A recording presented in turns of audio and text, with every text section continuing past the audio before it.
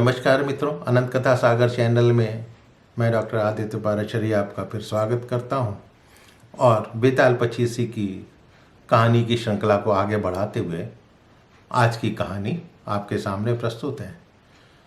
कहानी का शीर्षक है 3 अजूबे भाई। अंग देश के एक गांव में एक धनी ब्राह्मण रहता था। उसके 3 पुत्र थे। तो एक बार ब्राह्मण ने एक यज्ञ करना चाहा। उसके लिए उसे एक समुद्री कछुए की जरूरत हुई। उसने तीनों भाइयों को कछुआ लाने के लिए कहा।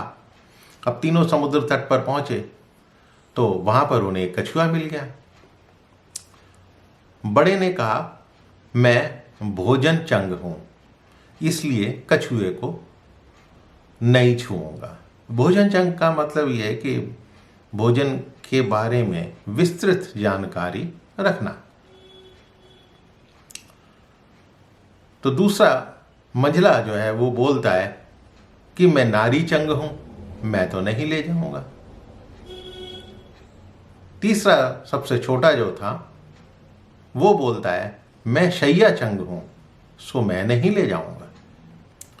अब तीनों इस बहस में पड़ गए कि उनमें कौन बढ़कर है। तो वो सब आपस में इसका फैसला नहीं कर सके तो राजा के पास पहुंचे। राजा ने कहा कि आप लोग रुके, मैं तीनों की अलग अलग परीक्षा करूंगा।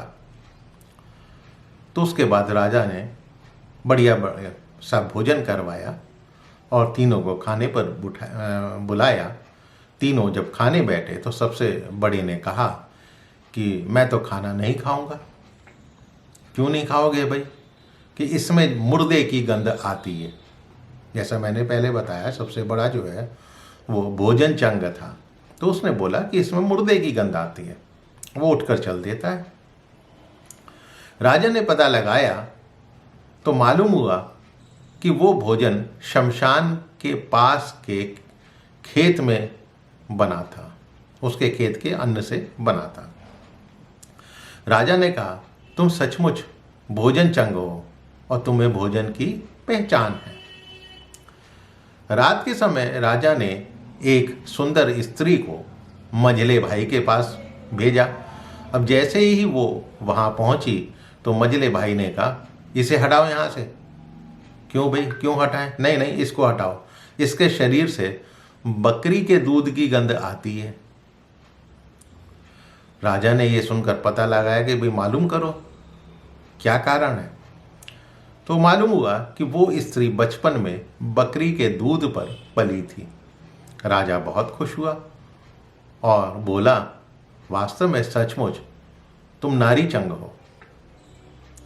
उसके बाद उसने तीसरे भाई को सोने के लिए 7 गद्दों का पलंग दिया कि भाई ठीक है, आप सो जाओ।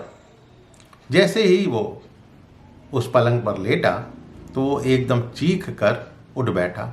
लोगों ने देखा कि उसकी पीठ पर एक लाल रेखा खिंची हुई थी। अब राजा को खबर मिली तो उसने बिछौने को दिखवाया कि भाई क्या बात है। तो पता लगा कि 7 गद्दों के नीचे उसमें से एक बाल निकला। उसी से उसकी पीठ पर लकीर खिंच गई थी। राजा को बड़ा आश्चर्य हुआ। उसने तीनों को 1-1 लाख अशर्फियां दी और वो कछुए को अपने साथ ले जाना भूल गए और वहीं आनंद से रहने लगे। इतना कहकर बेताल ने विक्रमादित्य से पूछा, हे राजा, अब ये बताओ कि उन तीनों में से सबसे बढ़कर कौन था?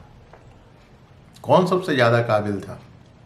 राजा ने कहा, मेरे विचार से सबसे बढ़कर शैया चंग था, क्योंकि उसकी पीठ पर बाल का निशान दिखाई दिया और ढूंढने पर बिस्तर में बाल पाया भी गया। बाकी के 2 के बारे में तो ये कहा जा सकता है कि उन्होंने किसी से पूछकर जान लिया होगा, लेकिन उसके बारे में तो ऐसा नहीं था। ये उत्तर सुनकर बेताल फिर से पेड़ पर जाकर लटका और राजा फिर लौट कर गया और वहाँ से उसे लेकर फिर अपनी रास्ते पे चल दिया अगली कहानी सुनता हुआ। तो वो अगली कहानी क्या थी आपको अगले एपिसोड में मिलेगी। तब तक के लिए मुझे आज्ञा दीजिए। कहानियाँ आपको पसंद आ रही हो तो मेरे चैनल को सब्सक्राइब करना मत भूलिएगा, और अपने इष्ट मित्रों से और अपने पोता पोतियों से, बच्चों से इसको शेयर अवश्य कीजिएगा ताकि उनको भी इसका लाभ मिल सके। नमस्कार।